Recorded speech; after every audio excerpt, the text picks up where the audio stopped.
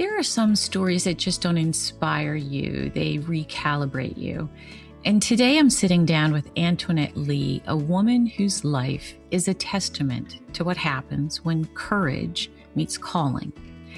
Antoinette has walked through seasons that could have hardened her, but instead she chose to rise with intention, compassion, and a fierce commitment to lifting others as she herself climbs. As she says so powerfully, your story is your strength, not your shame. In our conversation, you're going to hear how she transformed adversity into advocacy, how she learned to trust her own voice, and how she now helps others reclaim theirs. This is a woman who embodies resilience, not as a performance, but as a practice. So take a deep breath, settle in, and let Antoinette's wisdom remind you that healing is possible, purpose is real, and your story still has chapters left to write. I hope you enjoy it.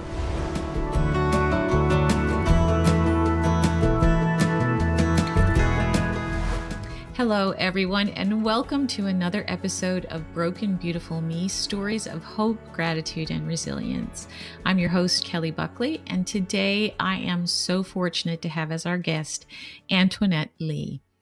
Antoinette is a former tech CEO, 11-year U.S. Army veteran. Thank you for your service.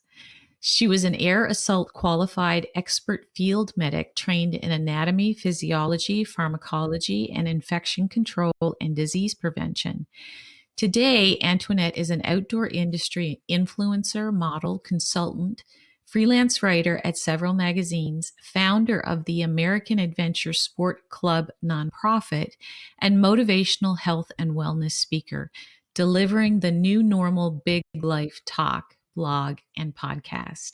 Aside from an amazing recovery from using a walker, a service dog, and a full-time caregiver after a traumatic brain injury, spine injury, and PTSD, Antoinette shows others how to create their new normal and live the biggest life they can dream. She can usually be found in the North Woods with her family, stewarding the forest and river and their homestead while living adventure sports lifestyle. Antoinette, thank you so much. You've lived such a beautiful, storied life that I just can't wait to talk to you about. Thank you so much for having me, Kelly. I have something super exciting to share with you today. Okay. So do you want to start with that, or did you want to jump into some conversation first? I'm good. I'm following you. Well, I would love to tell you because I'm bursting at the seams. Aside from family, you're actually the first person to hear. I got engaged yesterday. Oh my gosh, congratulations. Thank Oh, you. beautiful. Oh, how wonderful. That's such great Yeah. news. Emeralds mean a lot to me and to Matt, my fiance, because we're both outdoorsy. We're both have a military background. And we're both Irish. I'm Nigerian and Irish, and he's Italian and Irish. Oh, that's beautiful. I love emeralds too. There's just such a clarity to them that I Yes, think is kind of speaks to what you want for your relationship, right? You want to always have exactly. clarity in your relationship and how you communicate to each other. I think that's such a beautiful stone to use as a commitment. That's Yeah, gorgeous. Oh my gosh, I thank love you. starting off with that happy news. I'm absolutely giddy. I didn't see it coming. It was a complete surprise. And you'll have to listen to the Thursday episode of New Normal Big Life to hear the beautiful way that he proposed. I will. I will. Oh my God. That's so exciting. Well, let's build on that happy and start talking a little bit about how you have used your life in such a beautiful way to help others and use some very difficult circumstances. So just kind of start our listeners off by giving a bit of background about you and your journey. Well, thank you for that question. I wanted to fulfill my family legacy although I would be the first woman in this legacy of service to the country, but all of my mother's 5 brothers, my dad and his twin brothers served in all of America's wars. My dad was in the Navy in World War II with his twin brother, and then they joined the Army during the Korean conflict. And later, I served in Korea, so truly following their footsteps. But while I was on active duty, I was rappelling down a mountain to give someone who was injured aid, and the same circumstances injured me. I suffered a traumatic brain injury and a broken back. And although after some time of occupational therapy and lots of physical therapy, I recovered. But as I aged, my brain was aging at a very rapid pace, and I started to lose mobility, the ability to speak, to walk, to care for myself. I couldn't remember the rules of the road. One day driving home, I got in my car and I didn't remember how to start it. I didn't remember the rules. So after I played with it, I figured out how to get it going. And then I was so terrified because I could see signs and I didn't know what they meant. But I managed to get home, made an appointment with my neurologist, and for months, no one could figure out what was wrong with me. I spent 18 months in my bed, just withering away until one day I thought I was going to die. Oh my goodness. Oh my goodness. So from there, where did you find help for this? Well, to be honest, I found it through God's help, God's support. I mean, most people probably would look at their caregiver, because at that time I was using a walker, a full-time caregiver, a service dog. I mean, my dog would have to help me with basic tasks. And, for someone with 3 college degrees, that was very humbling. Yes. And to rely on a dog to do things that you can't remember to do, and to communicate with humans on my behalf because I couldn't do it. There were times when I needed help and she would have to go get me help because I couldn't form the words to say help to passersby, but she was trained to do that. Wow. So I had a complex set of health challenges that all happened at once. They just all flared up at once. And that's why it was so difficult to treat. But I was on my way to my 5th surgery when I woke up and I was looking down on my body. My service dog was laying next to me, my hand on her head. And I could see her eyes that she was like saying goodbye to me. But also, she wouldn't leave my side, not for food, water, to play, nothing for all of that day. Mm-hmm. And my caregiver said, tomorrow, because I don't want to take you to the emergency room in the middle of the night, it's not when you get the best care. Tomorrow, we're going to the emergency room. I knew in my body I wouldn't make it until tomorrow, but I didn't feel a sense of urgency. Let's do it now. Because, Paul describes resilience through suffering with God's support. And I felt like if I'm going to get through this, the only way I'm going to get through it is with God. And so a verse, 2 Corinthians 4:8-9, we are troubled on every side, yet not distressed. We are perplexed, but not in despair. Persecuted, but not forsaken. Cast down, but not destroyed. And I didn't remember every word at the time, but scripture was definitely running through my head, and little pieces of it was like, this is what you need to cling to.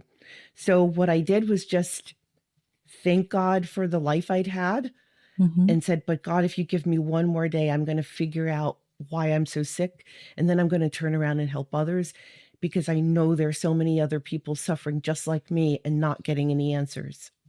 Right. So you found the answers that you needed. You went to the emergency department. Describe that journey and how it felt for you to finally have answers and to finally find your way back to wellness. Because I mean, I'm listening to you talk about being completely debilitated. And I can I can't imagine how that must have felt for you to have dependence on, your service dog, your caregiver, when you're the woman who repels down to rescue people, and a capable person who, as you said, 3 college degrees, you have your MBA, and then all of a sudden you're unable to express what you need. So talk to me about the moment where you found the right person for your healing and what those steps were.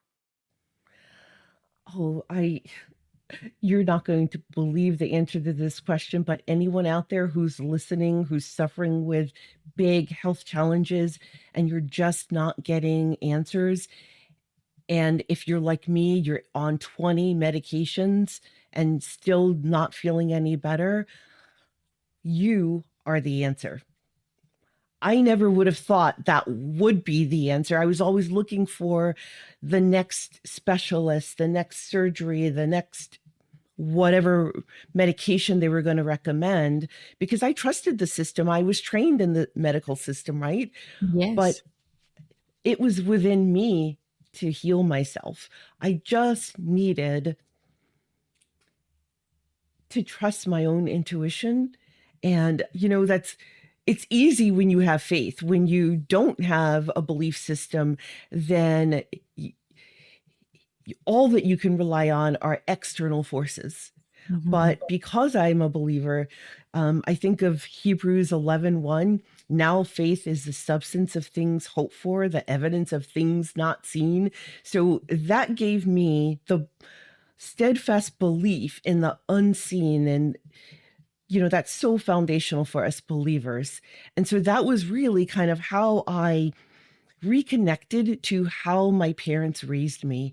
And so they both were raised on farms, and we had great health insurance. My dad made a great living, but they always relied on natural methods first. And Mhm. then we went to the doctor or the hospital if that didn't work. And that's what I did. So now today I use integrative medicine, mostly natural, occasional allopathic, or what we call conventional or traditional medicine. Okay. So describe what natural medicine you use, because I'm sure our listeners are very curious about this. I love how you've tied that to back to your family and how it was just natural for them, and probably natural for my parents back in the day too, to look for things that are natural healers before you go to the doctor. Our parents' generations were just very resilient and self-sufficient. They had to be. Yes. Yeah. Well, my mother was pregnant with my oldest brother. I'm the youngest of five. When my dad left for World War II, and they lived in New York. And my mother had plenty of money, but she would go to the grocery stores and there was hardly ever anything on the shelves. Kind of like I was living in Colorado at the time and during COVID. And for 2 years after, every time you went to the grocery store, there were some shelves that were just empty. And that was her case. And so she wasn't gaining enough weight. And the doctor told her, you should go home to Virginia to your family farm because your baby is underweight. And she did. And she was able to thrive. And so that also was a remembrance for me that my mom and dad were both raised on farms, one in South Carolina, one in Virginia, and their family thrived during the Great Depression when they were children. Yeah. And it was because they relied on the earth to provide. God's bounty is everywhere: hunting and fishing and growing your own food, foraging and wildcrafting. And that's what I went back to. That's beautiful. So that was part of your process. Did you use any other practitioners who are Natural, non-conventional? I did. I used functional medicine doctors and naturopaths, and I used all herbal remedies to detox every organ in my body. I used herbal remedies for ensuring that I was not vitamin and macro and micronutrient deficient, because there are things like, well, I'll give you an example. A very common these days example is chronic widespread inflammation. A lot of us have this, right? If you have lymphedema, if you are obese, if you are because obesity is inflammation. A lot of people think it's an eating problem. It's more of an inflammation problem than it is an eating problem. And there are a lot of people who eat very clean diets but still gain weight. And that happened to me 3 years ago. And I was gaining weight unexpectedly despite being, now today I'm a sponsored adventure sports athlete, and mostly in whitewater kayaking and other water sports. But a lot of people don't realize that you can do all of the right things, eat healthy, and still be overweight for your body frame. And I gained 40 pounds inexplicably, and I was having heart palpitations.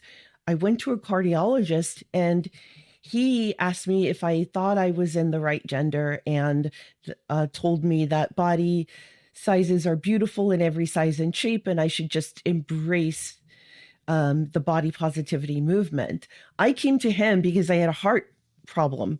It turns out I had a very serious condition, chronic widespread inflammation that was causing a heart problem and causing me to gain weight. I solved that problem, and in 30 days, I lost 40 pounds in 90 days, rather, just by fixing that problem. No special diet.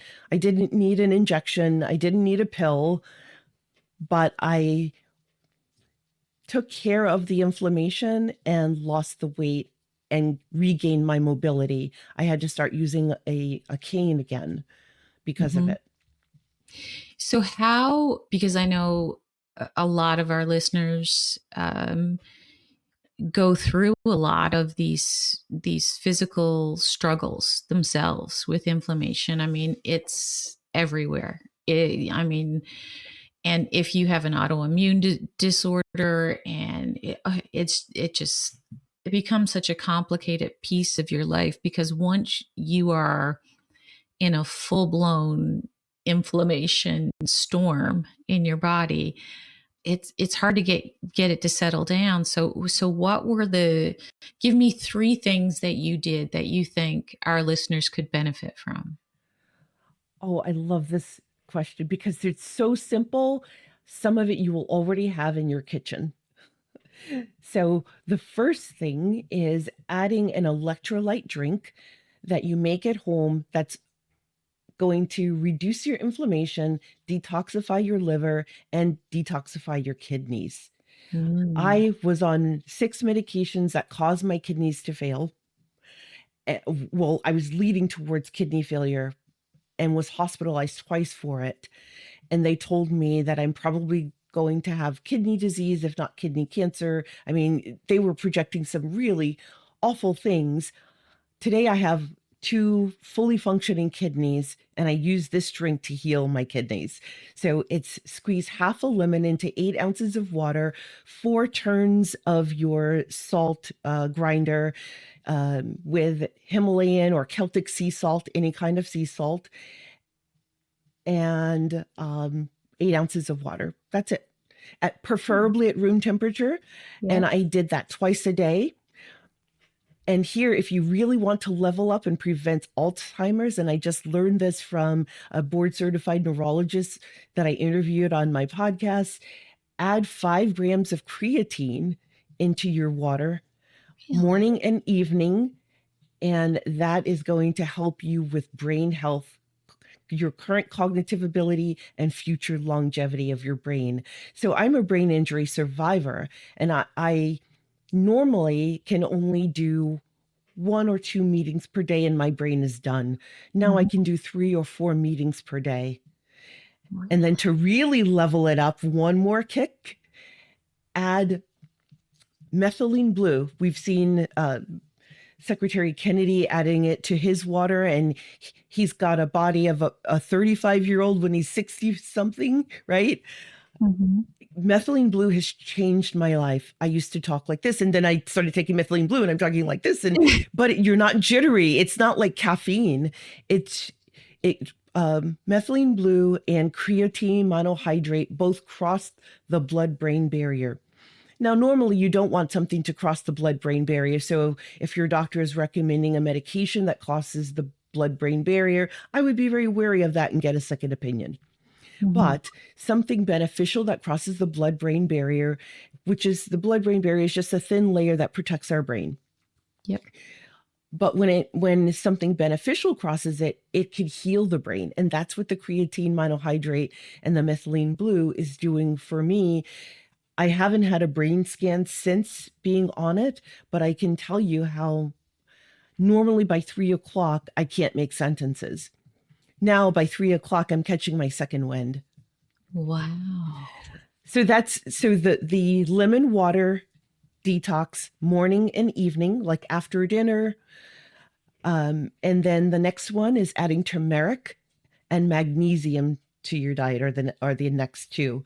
And magnesium solved my heart fibrillation problem, atrial fibrillation problem. And it was recommended to me by two cardiologists. I got a second opinion, and they did not recommend a medication. They recommended magnesium.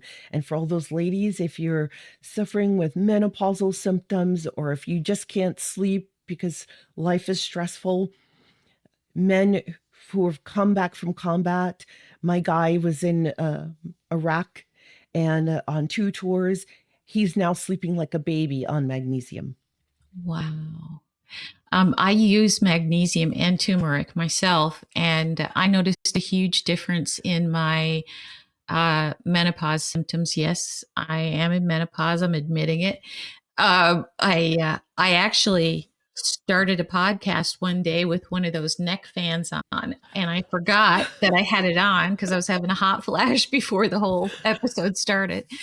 But magnesium made a huge difference for me, and turmeric, of course. I mean, I know a lot of people talk about it, but getting a good, high quality turmeric is so good for helping with decrease the inflammation in your body. I've seen a huge difference with that as well. Oh, that's such a good Yes. suggestion. Okay, back to you. And you know, Kelly, our bodies speak to us. For example, I was craving black pepper recently. I wanted it on everything. I was putting it on a salad. I was putting it on anything I ate that was savory. And I started asking myself, why am I craving black pepper? So I did some research, and there's biopyrene is in black pepper. And what this natural substance does is it makes your vitamins and minerals more bioavailable, more easily absorbed by your body. And so my body was telling me, hey, you're giving me great vitamins and minerals, but I'm struggling to absorb it. Eat this thing. So I started eating black pepper. And so now I purchase turmeric with biopyrene in it, and some other types of supplements might have it.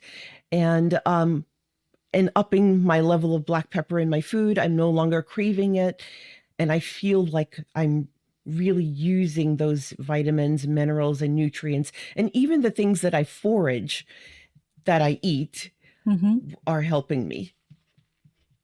That I eat, or create a tincture out of it, or a gummy like dandelion gummies and mullein tincture. Yeah, that is so wonderful. I'm so excited that there is a movement back towards the power of natural medicine. And but there is a component to this. I want to ask you, you have to be really present in your body. You have to really listen to what your body is saying. And a lot of times this world is very noisy, very noisy. So did you have to work at becoming a better listener to yourself? Because I I know, really did. yeah, I did too. Yeah. So I know there are a lot of people who are probably saying, I don't have time to listen to my body, because you have to get still and quiet.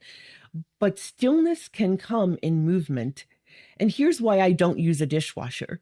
I stand at my kitchen sink after we've made a delicious homemade meal from Whole Foods. I stand at my kitchen sink and I wash dishes by hand, and I just look out the window.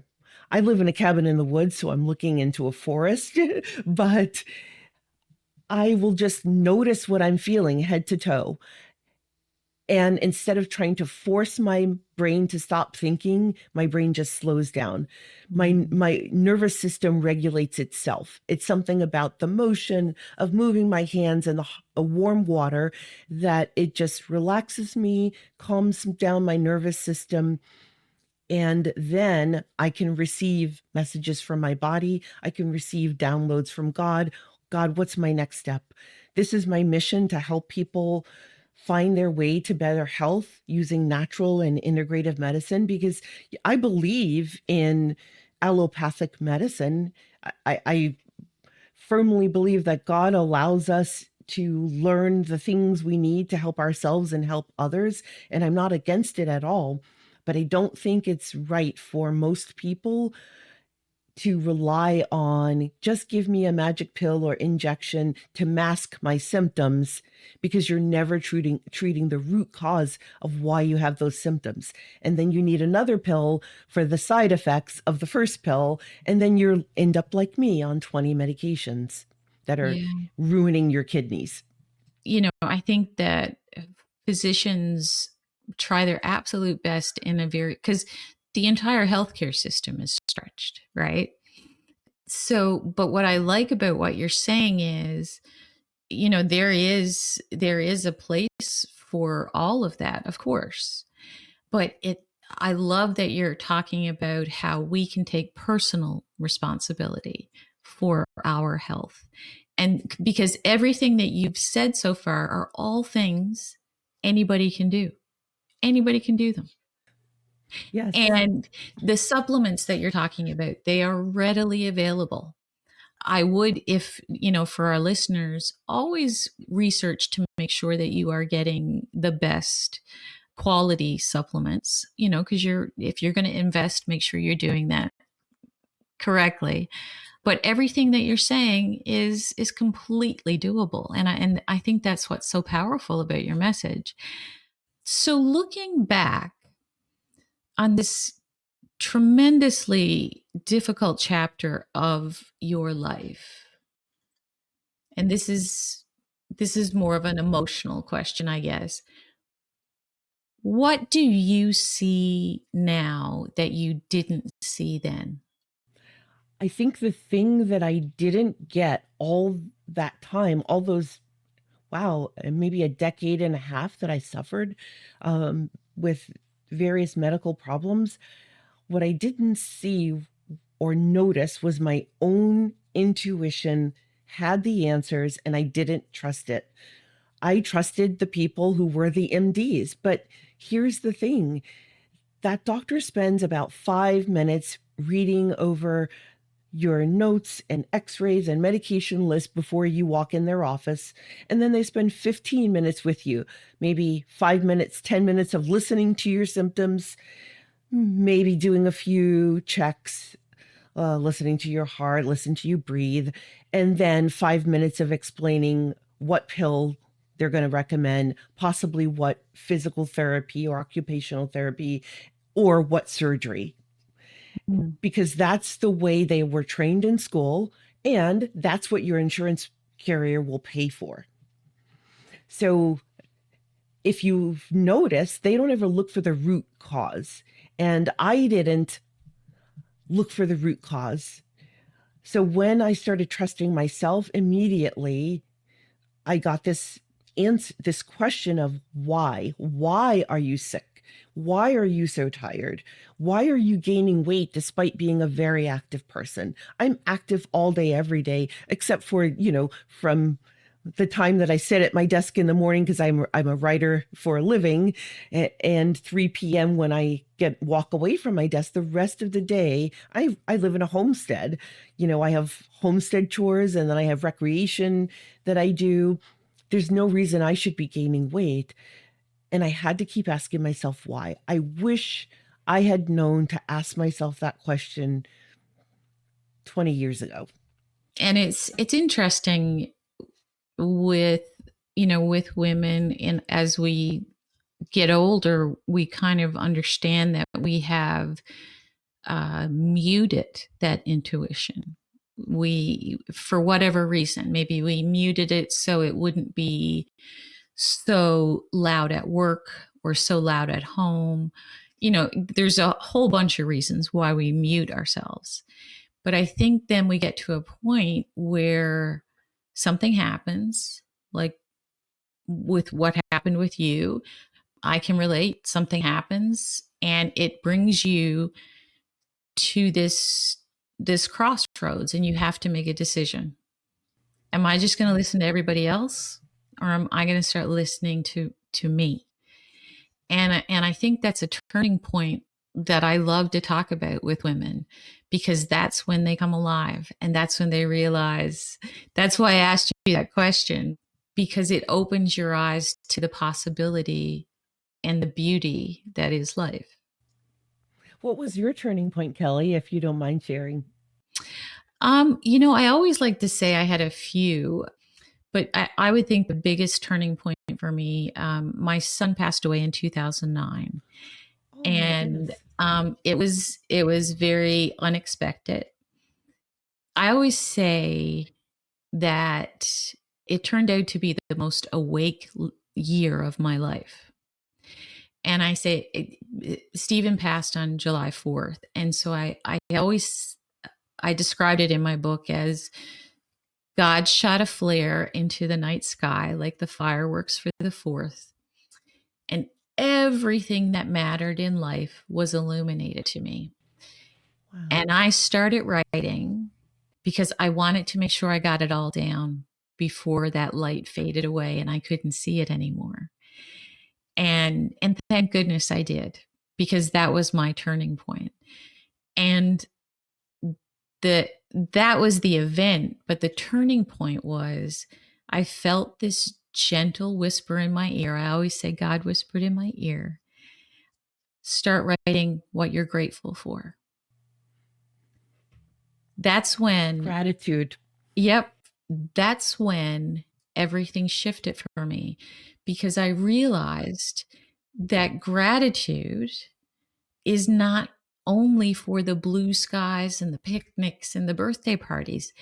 Gratitude is at its most powerful when you are struggling. And Amen.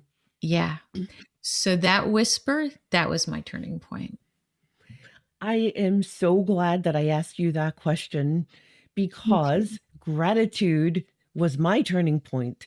When I, yeah, when I prayed to God, the very first thing I did was say, God, I don't think I'm going to make it tomorrow. If this is your will, thank you for the life that I've had, because I've traveled the world. I've known love and been loved. I had a good family and friends and people who care about me. I've won awards. I've been a competitive bodybuilder and power lifter, and I excelled at it. State champion runner, all of the things. I accomplished things in life that most people, I was in my 40s and I accomplished more by 40 than most people do by 65. And so I was very grateful for the life that I had. And that's what I said. And then it was, and if you give me one more day, this is what I'm going to do with it. So gratitude for me was the same. Uh, can you give me an example of where gratitude surprised you in the middle of your pain? I think when I had a setback in the summer of 2024, I started having mobility, stability, flexibility problems, and I had to start using a cane again. And it was very, very scary because I did not want to have to use a walker or become a burden to friends and family. And I don't know how I would even get a caregiver to come all the way out in the forest, right? So I was grateful that I only had to use a cane and not a walker, and that Mm. I was grateful that I could still take care of myself. So it was always this could be worse mentality was my way of being grateful for what I have. And Mhm. there's a phenomenon that's built into us human beings called hedonic adaptation. And that kind of gets us in trouble, but it can also save you. But I remind myself not to fall victim to hedonic adaptation in a bad way. Okay. For our listeners, can you explain what hedonic adaptation is, please? Sure, I'll also spell it in case you want to look it up. It's hedonic adaptation. And what it is have you ever seen someone lose a leg through an illness or injury, and then they go on to become an Olympic athlete? Mm-hmm. That is hedonic adaptation. It's our innate ability to get used to things. So having both your legs is your current normal until you have an accident or an injury and or an illness, and now your new normal is that you have one leg and one prosthetic leg. Mm-hmm. And so hedonic adaptation allows you to view that prosthetic leg as if it were the leg you were born with.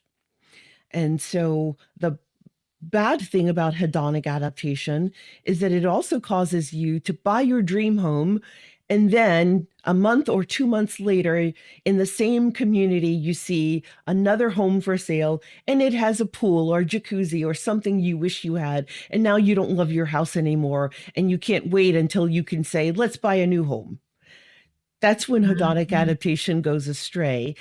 But if you stay in gratitude, you're never a cup that can't be filled, Yeah. because those people that suck you of every ounce of energy, we call them vampires, or they have a vampire personality where they just suck all the energy out of you.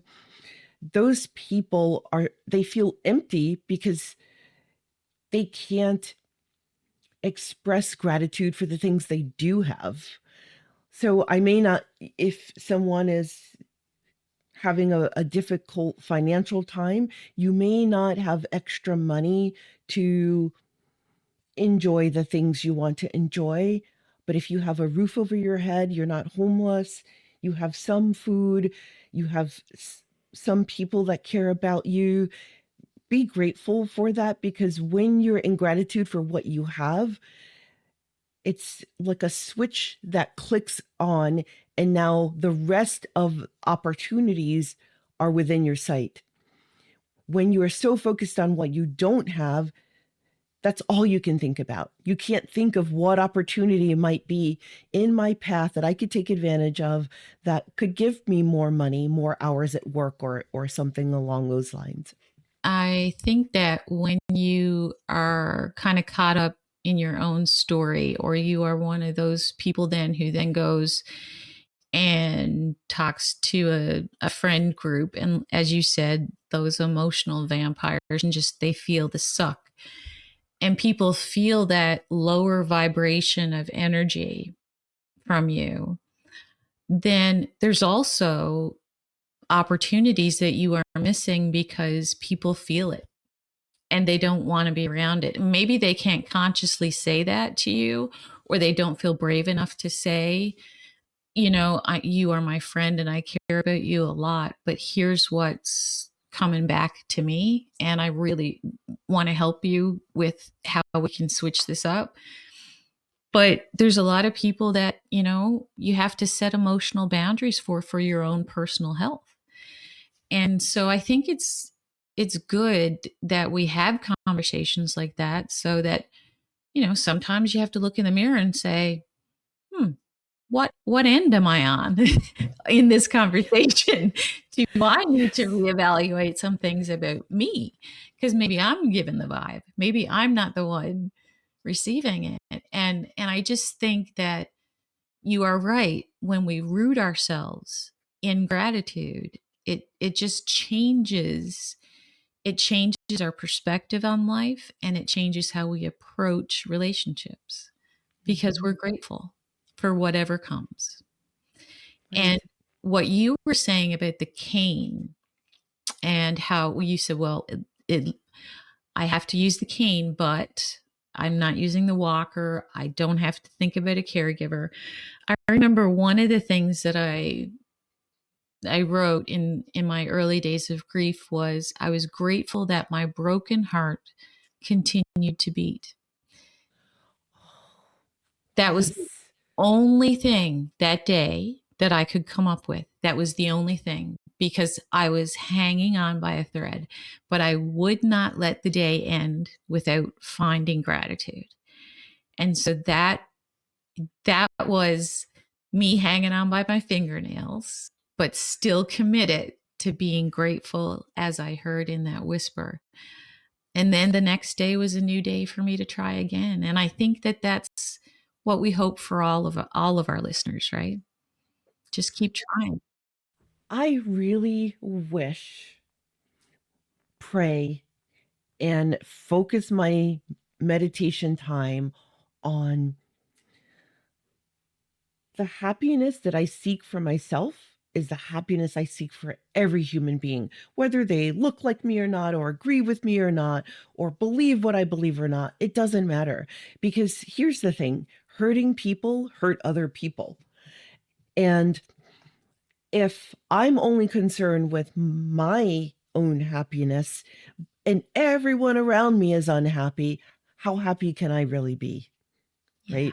And how safe are you when everyone else is struggling, but you're secure? You're not safe, because eventually they'll realize that you're secure and they aren't, and come for what you have. And there was an interesting story of a man in the mountains of North Carolina who experienced that during the recent flood. Oh, That reminded me that it's important that I focus my energies on helping other people to have happiness and to be okay, to have food, water, shelter, safety as well. and the people in the mountains of North Carolina, which is absolutely one of my favorite places to visit, both for this stunning landscape, but the people are so Yes. lovely. They're just so lovely, hardworking, beautiful people. And my husband and I went up to the mountains a couple of months ago to see a concert in Asheville, and they are still working hard at recovery, and in some areas it's still a long ways away. So I know I just want to do this little plug because sometimes when disasters happen, once the dust is settled and something else happens, everybody moves on. But there's still people who need help. So don't forget to check back in because there's still people in the mountains who are working. There's people all over this country who are still trying to get back on their feet. So we always have a job to do. Right. Yes. Yes. Thank you so much for that reminder, because we do have a short attention span. But I have a deep connection to North Carolina. I used to hike Mount Jefferson on my birthday Oh, every beautiful. November, and which is close to Asheville. And so this gentleman was saying that, he's has a garden, he keeps a good pantry. And so he was okay after the flood. And plus, he was at a higher level. When he goes down into town, he noticed within 2 weeks, everyone was very skinny, gaunt, tired, dirty, dirty clothes and so forth. But he was clean and plump. Not he's a fit guy, very fit guy. So, his muscles were plump and not emaciated. And he noticed people staring at him. And then they started following him. And what he realizes that they realize, this person's not struggling.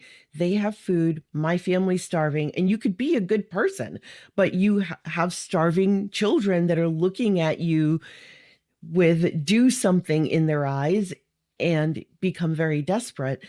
And then he realized two things. One, he had to figure out a way to get more food into the area to help people.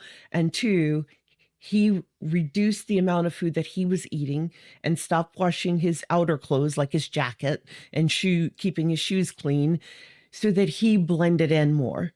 Mm.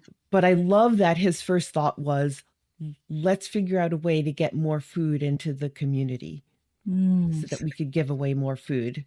That's beautiful. That's beautiful. And I hope that communities all over this country kind of adopt that attitude. We all, like, I have, well, my husband ordered this LED light system because I want to plant my seeds for my vegetable garden and stuff and get I everything do that going. too. And it's relaxing, and I don't know, I love seeing them sprout up. And just like when you were in school and they would give you the little bean and you'd put it down into the styrofoam cup. I never got over that glory of when it popped out. But we can all do that, and we can all choose to plant a little extra. We can all choose to just notice our neighbors and what they need, because a lot of times we're looking at our phones, we're looking at the GPS on our vehicles, and we're missing what's happening right in front of us. And so it's about being Yes. aware of that, isn't it? It really is. Like you were saying earlier, about having the most awake year of your life, and I try to stay awake and eyes wide open and not get so involved in work or family or now planning a wedding amid a renovation. I mean, Mm. it's a lot going on, but I still am actively working to create content on my website for disaster preparedness. Because here's the thing, Mm. let's see, 5 or 6 out of my 11 years in the Army, I worked with FEMA on disasters.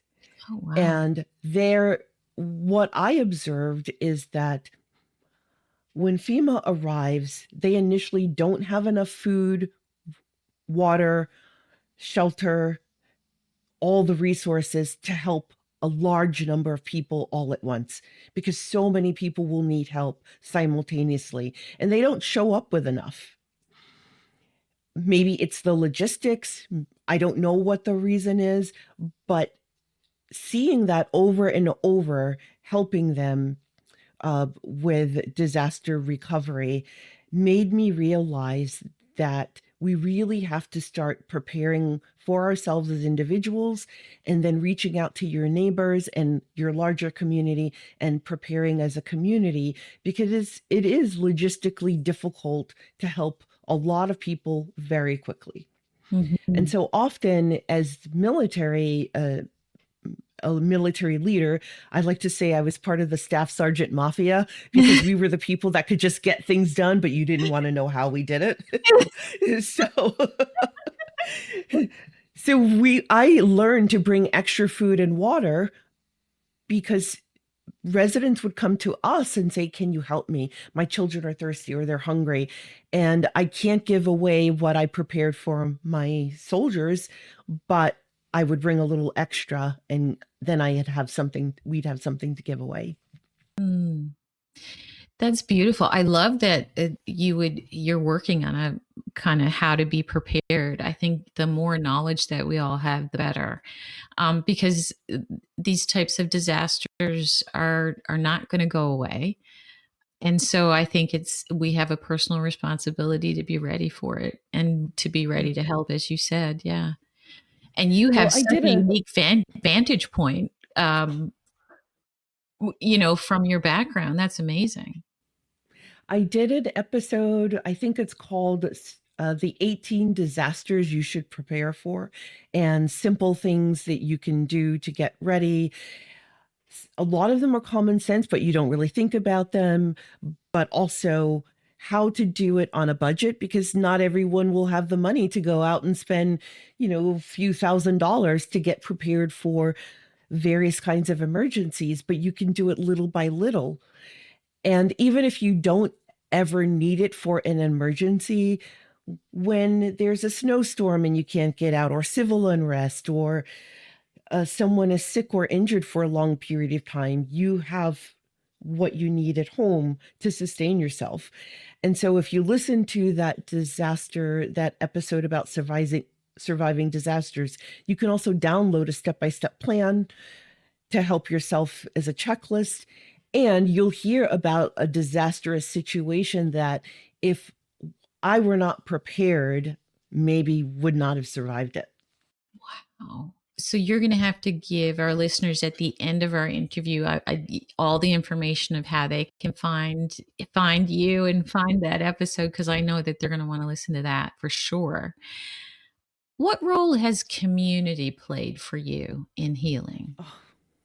How have others helped you carry the weight of your story? Like, I have a list of people who walked with me, sometimes lifted me up and carried me. You have that list of people in community. So tell me about your community. What I realize is that the health and social benefits of adventure sports, being outdoorsy, getting outside in your garden, going for a walk, whether you live in an urban setting or a rural setting or the suburbs, going foraging and wildcrafting to make things in your home out of materials that you harvest that would just become kindling during a wildfire. So, but if you pick it up and you make something out of it, you have this beautiful piece of art like the trees in the background. So those trees there are actually they're crepe myrtles, and they can become, when they're dried out, very good kindling, which means if they're just laying on the forest floor, it helps to ignite the rest of the forest. So by bringing them in and attaching some air plants to them, I save them from being on the forest floor, becoming kindling. So that's my wild crafting. But it's also part of my stewardship. And so it's like simple things like that are important. And then when you do it together with friends and family and your children and your nieces and nephews, you're passing on these traditions that people are forgetting. You're also teaching them how to be stewards of the land. You're getting them moving, and you're together. Because Nicholas Carderas is a mental health researcher, and he said people are not meant to be screen staring, meaning devoid humans. You're meant to be outside doing things together, doing physical activity together with other humans. And that's what keeps you the most happy and healthy and grounded in your if you have a mood disorder, or even if you don't have a mood disorder but just have a life that's challenging. And so when I started kayaking, I'm smiling because that's actually where I met my fella, my sweetheart. We were both on a whitewater kayaking trip with more than 50 people and their families in Colorado. Beautiful. At a kayaking festival called Paddle Fest. It's a beautiful event. And I noticed him because he was, very macho. He's kind of like, he's a Marine, he's very macho and very, very confident, very full of himself. But I watched him teach a blind woman how to kayak. And then I watched him rescue her and help her and carry her and her boat to safety. And then I watched him be very kind to people who were not as skilled kayakers as him. And I just thought, wow, what a good human being. And then a year later, we started dating, and we've been together for 7 years now. That's beautiful. But all of those boaters became my community. They became my family. They were the people who encouraged me to get outside and adventure when my body was saying, I'm so exhausted, I just want to stay in bed. But they got me outside, they got me active, and continuing with that physical activity is why I'm not in a wheelchair today. For you to be able to step out when you weren't feeling 100%, but you knew your intuition, probably, right? Kicking in. Yes. This is something I need. And then to meet this guy, like, that's such a bonus.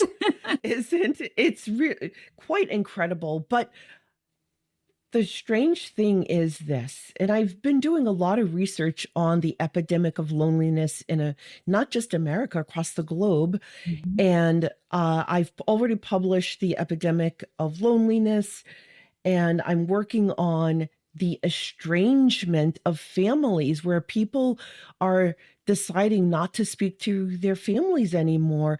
And in some cases, it's warranted. There's abuse, or neglect, or some significant reason why you need to disconnect. But some people are choosing to estrange themselves from their family for petty reasons. And it's furthering this epidemic of loneliness. And I'll be publishing that soon. It's very interesting. But the reason I bring that up is because a lot of people are saying it's so hard to meet people, but they don't leave their house very often. They go to work and school and they come home and they sit in front of their devices. They've stopped going to church. They've stopped gathering in their community and going to festivals. And they don't have anything to offer anymore because they're not interesting people, because they don't ever do anything. So when you get outside an adventure, no matter at what skill level, whether you're a sponsored whitewater kayaker like me, or you're just a recreational person who occasionally gets in your boat and paddles down a lake, whatever that is, that's how you meet people. And those people become your friends. And then the ones that you really connect with become your intentional family. And some of them become your life partner, your husband, your wife. Yes. Yes, that's so true. But you have to put yourself out there. And I think that a lot of people are still kind of recovering from that COVID isolation. So it's hard to step back in when you felt very comfortable and there was a safety aspect to keeping yourself isolated, but that's not there anymore, but you still are isolating. And it does Hedonic adaptation. exactly. It So became normal. it became our normal. And I know that even for me, like you are a writer, as am I, and I am an introvert and I love my little cozy sweaters. I got my cozy writing sweater. I could never wear it on the podcast because it's been through some stuff. Like yeah, I have one too. you do. Yes. So like it's very easy for me to isolate myself. I have to make a conscious effort because I know that it is the right thing. It is good for me to do that. But I could very easily fall into my introvert stay in the cave kind of mode. So you have to put the work in because change doesn't happen without discomfort. Oh, yes.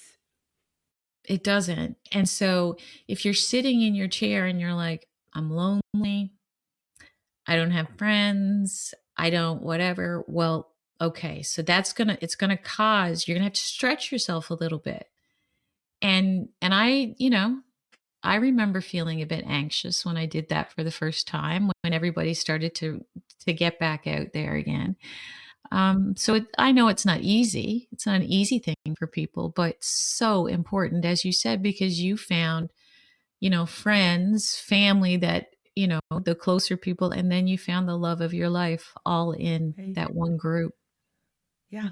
I mean, it's amazing how life unfolds, isn't it? It really is. And now I live in a forest in the woods, and we joke that we really don't need other people. So we did an experiment last winter. We wanted to see how long we could survive in our cabin with just what we had at home. So that meant all medical care, food, water, shelter, safety, and friends and entertainment was all on us.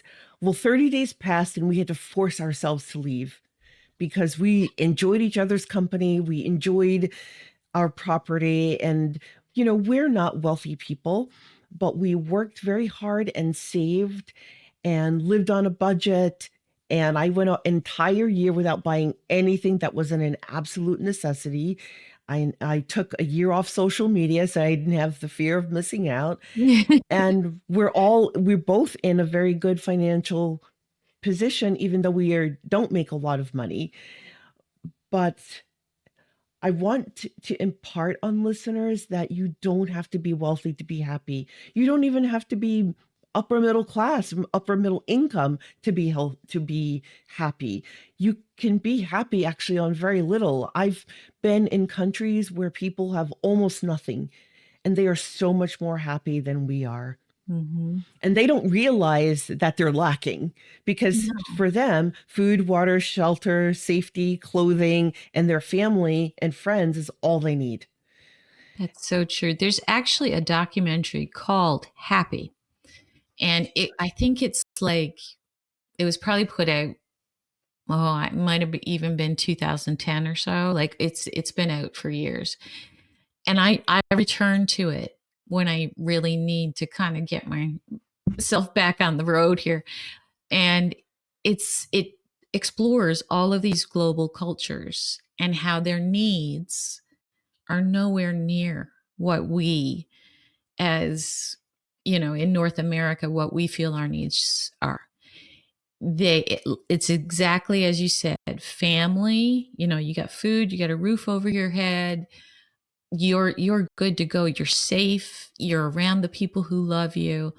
And I think there's so much for us to learn from that. We have to keep talking about that kind of message, because there is a lot of excess when in America, and maybe we need to switch that up a little bit. Not taking anybody's stuff away, but just maybe Right. we extend a hand and share some of our stuff together. What I would like people to remember is that having the things you have because you worked hard for them, there's nothing wrong with that. No.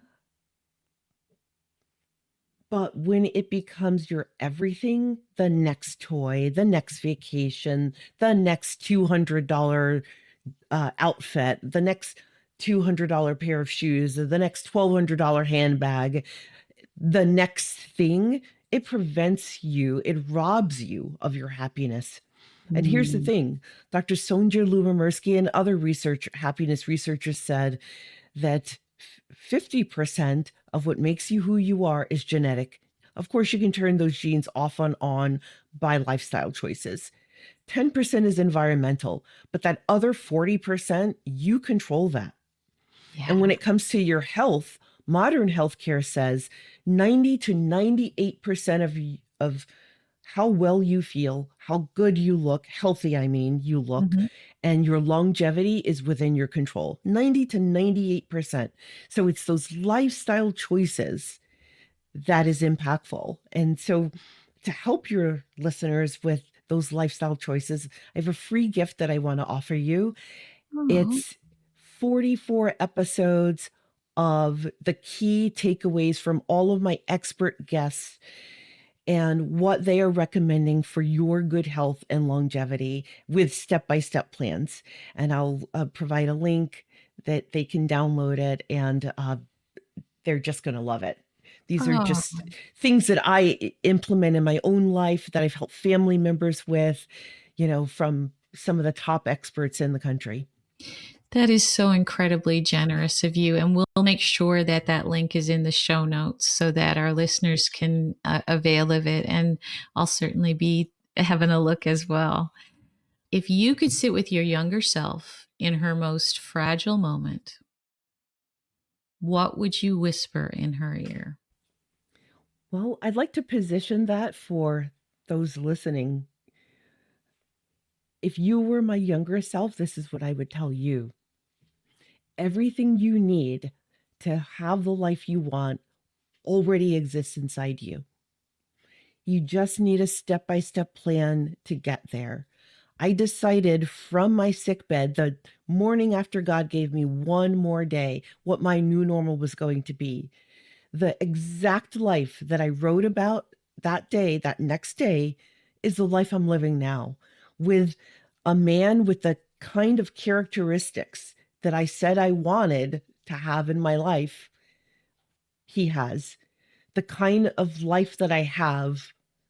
I'm living it. the kind of work that I wanted to do, I'm doing it. And when I wrote it down, I didn't know how I was going to get there, how I was going to afford it, how I was going to get off this walker and get up and go do it. But I made that plan, and every day I got up and took one more step towards that goal. And here I am. But I actually started living the identical life I wanted 4 years after determining what that new normal was going to be. And that's my whole mission from my podcast, my blog, and my speaking engagements, is to walk you through step by step how to get there. I just feel so connected to you because our missions are so similar in, we take what has happened with our lives, and we say, okay, from pain to purpose. This is how I'm going to do this. I just feel very fortunate for meeting you today and being able to chat. I would love for you to come back again. I feel like we didn't cover it all. So I hope you'll come back and talk to me again soon. Oh, Kelly, I would be honored to come back, and thank you so much. I actually feel like my cup has been filled through this conversation today. So thank you for that. Oh, that's so beautiful. Before we end this beautiful interview, can you tell our listeners how they can find you so they can track you down and learn from you? Oh, thank you for that.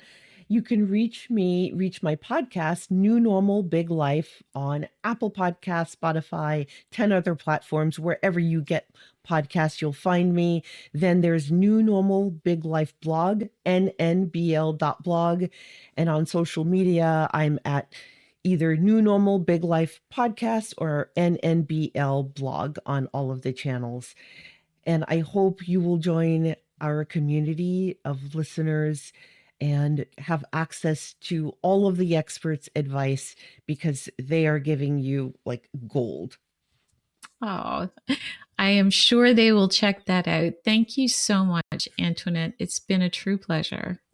Thank you so much, Kelly. I love your mission. I love the work that you're doing, and your joy and grace just radiates across technology. And I'm really glad to have met you. Thank you. Oh, ditto. Thank you, my friend. Oh.